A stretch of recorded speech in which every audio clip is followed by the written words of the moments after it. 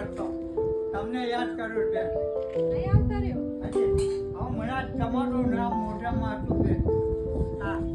આ દાદા વર્ષોથી એકલા રહે છે. એક સમયે બધું હતું એમની પાસે, પરિવાર, મિત્રો, ઘરનું હસતું વાતાવરણ. પણ સમયની ગતિએ ધીરે ધીરે બધું જ લઈ લીધું.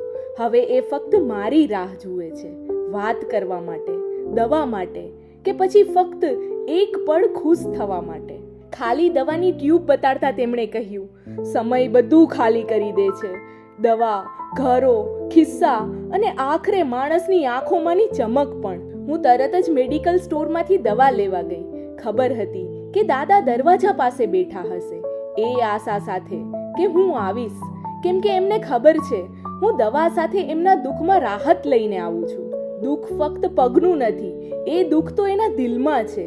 એકલતા, ભૂલી જવાની ચોટ અને રાહ જોવાના થાકનું.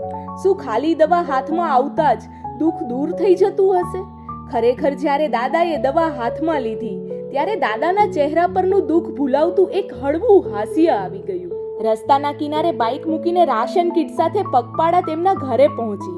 હાથમાં રાશન કીટ હતી અને દિલમાં ઉત્સુકતા. જ્યારે મેં દાદાને રાશન આપ્યું, એમણે એક એક સામાન કાઢીને એવી રીતે જોયો જાણે કોઈ ખજાનાનો બક્સો ખોલી રહ્યા હોય.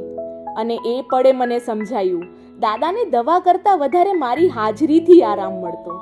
કદાચ જીવનમાં સૌથી મોટી દવા એ જ છે, કોઈનો સાથ, કોઈનું ધીરજ ભર્યું સાંભળવું અને કોઈના ચહેરા પર લાવવું એ એક પળનું સ્મિત. દાદા માટે હું ફક્ત રાશન કે દવા નહીં, પણ એના દિવસમાં થોડી જીવંતતા લઈને આવતી.